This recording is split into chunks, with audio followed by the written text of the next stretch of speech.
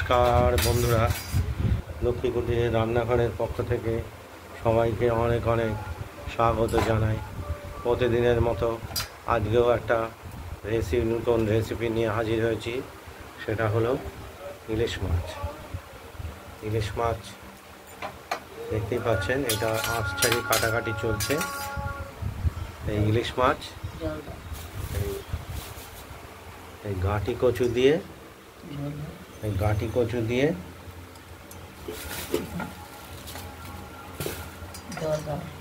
আর মশলা বেটে বাটা মশলা দিয়ে ঝোল হবে।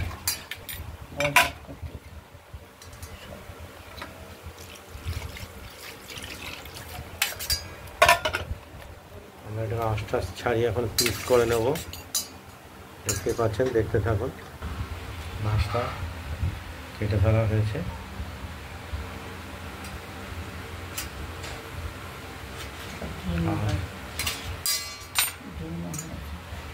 ডিমও হয়েছে অল্প।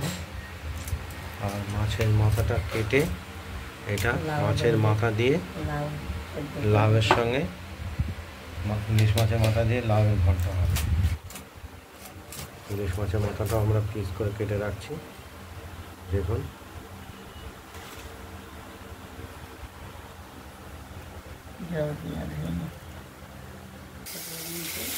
ইলিশ মাছের মাথাটা আমরা নুন হলুদ মাখিয়ে ভাজা করে নিচ্ছি। ইলিশ মাছের মাথা দিয়ে প্রথমে লাউয়ের ঘন্ট তৈরি করি। লাউটা আগেই প্রেসার কুকারে সেদ্ধ করে রেখেছি, একদম রেডি লাউ সেদ্ধ। শুধু মাছের মাথাটা ভেজে নিয়ে ভাজা হয়ে গেলে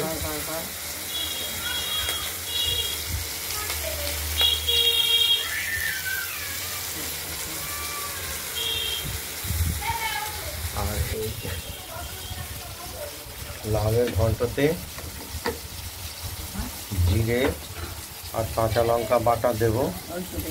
এটা বেটেও রেখেছি, এটা এখান থেকে দেব।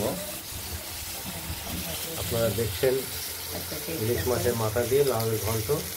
আর তেজপাতা, শুকনো লঙ্কা এটা ফোড়ন হিসাবে ব্যবহার করছি। আর সাদা জিরে আমরা ব্যবহার করছি।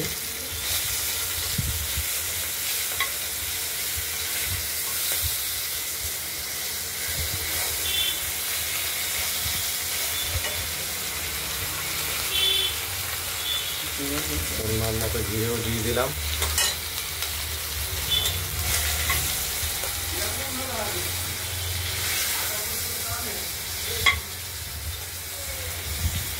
দেখতে থাকুন। লাউটা মাছের মাথাটা ভাজা হয়ে গেছে, লাউটা দিয়ে দিলাম।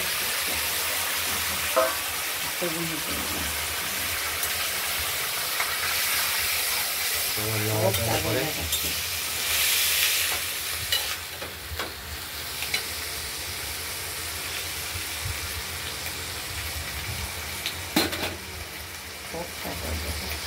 দেখতে থাকুন, সময় লাগবে। পরিমাণ মতো নুন দেব, হলুদও দেব।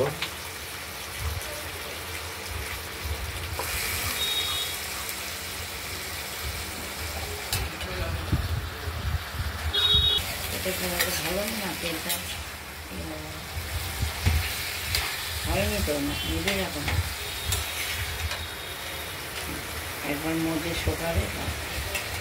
এই লাউয়ের জলটা পুরো শুকিয়ে যাবে মজে, তারপরে লাউ তৈরি কমপ্লিট হবে।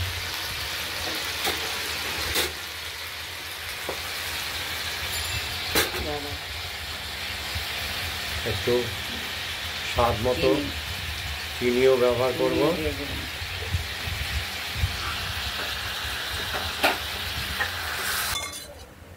মাছের মাথা দিয়ে লাউয়ের ঘন্টটা হয়ে গেছে।